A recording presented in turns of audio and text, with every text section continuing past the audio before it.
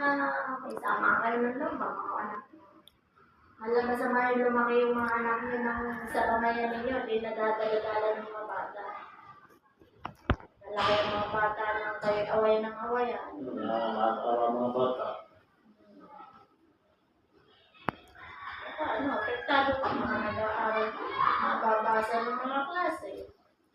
Yun, nakabinilak ako kayo nung dumating mga yun sa akin eh. Ewan ko, bakit bilak? 3. Nakabalak ako.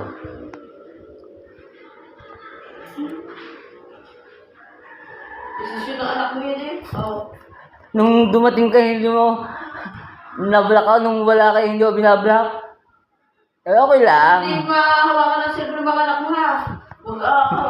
Ano yun na lang. Hindi, ang mga bata naman hindi pwede naman yung kausap. Ano ba gusto mo na punta rin sa iyo mga bata? Hindi, okay lang. Gusto ko pumunta Gusto eh. ng mga bata, ay di, payagan mo pag gusto mo kasama na.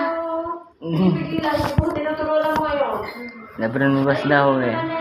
Yun naman ay, siyempre, ganun talaga. Di malagay yung mga ayos na nakalang sa inyong mga anak. At yung tungkol sa papel, hindi naman namin kayo.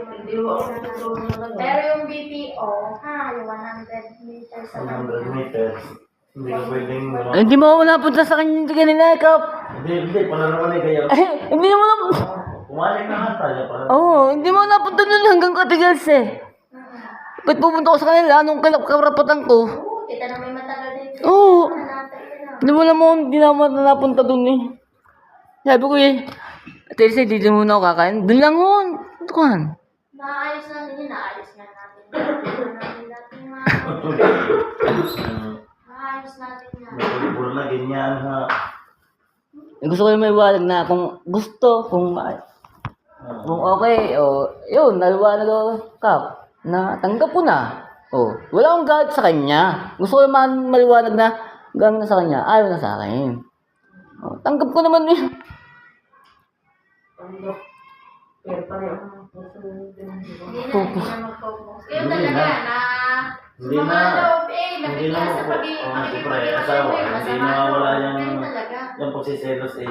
Simula nga hindi ka lang mag-focus ha. Huwag ka lang mag-focus. Magandang gabi, ito. Hiwalay na po kami, mga idol.